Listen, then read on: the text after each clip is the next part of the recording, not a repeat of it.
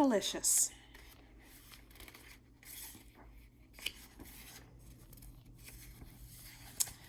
It was a rainy day, too wet to go outside. Mommy said, "Let's make cupcakes. What color do you want?"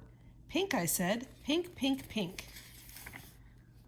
Mommy put in some pink. "More," I cried. "More, more, more." I gobbled up a couple of cupcakes while Mommy and I frosted them. They were so yummy. They were Pinkalicious. I offered one to Peter, my little brother, but he is very picky and didn't want to eat his, so I ate it. "Please, Mommy, can I have just one more?" I begged when I woke up from my nap. "You get what you get and you don't get upset," she said. But I got very upset. After dinner, I ate more cupcakes. Then I refused to go back to bed.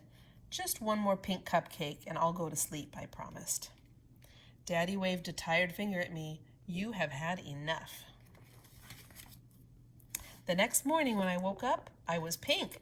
My face was pink, my hands were pink, and my belly was the color of a sunset.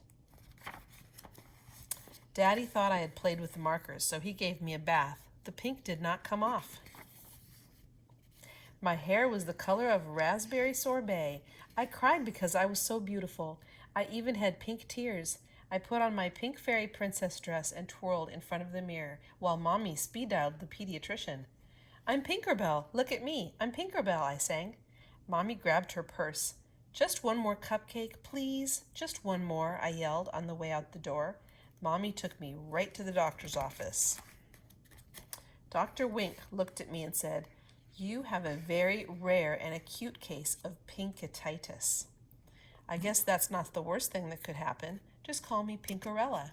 Then Dr. Wink said, "For the next week, no more pink cupcakes, pink bubble gum, or pink cotton candy. Boo. To return to normal, you must eat a steady diet of green food. Yuck." On the way home, we stopped at the playground. My friend Allison was there, but she didn't see me because I blended in with the pink peonies. When I waved to Allison, a bumblebee landed on my nose. "Buzz off, I'm not a flower," I scolded the bee. Soon I was surrounded by bees, butterflies, and birds. "Mommy," I cried, "please take me home." When we left the playground, I asked Mommy if I could eat another pink cupcake when we got home. "Don't you remember what the doctor told you?" she said. "No more cupcakes." Peter tugged at my pink tails. "I wish I were pink like you," he said. He was green with envy. That night, I pretended to eat my dinner of mushy, dark green vegetables.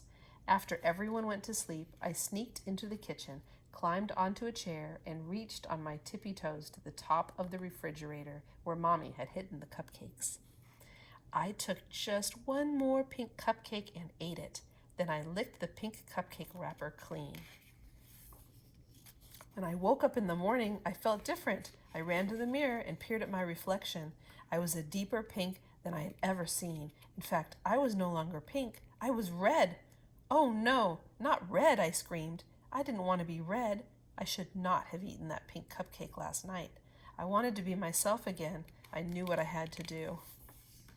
I opened the fridge, held my nose, and squeezed a bottle of icky green relish onto my tongue. I ate pickles and spinach, olives and okra. I choked down artichokes, gagged on grapes, and burped up Brussels sprouts. Next thing I knew, my arms tickled, my ears tingled, and my feet twitched.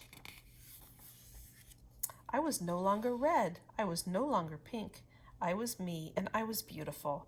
"So what happened to the rest of the cupcakes, Pinkalicious?" Daddy asked. Just then, Peter ran in and yelled, "Pinkaboo!" The end.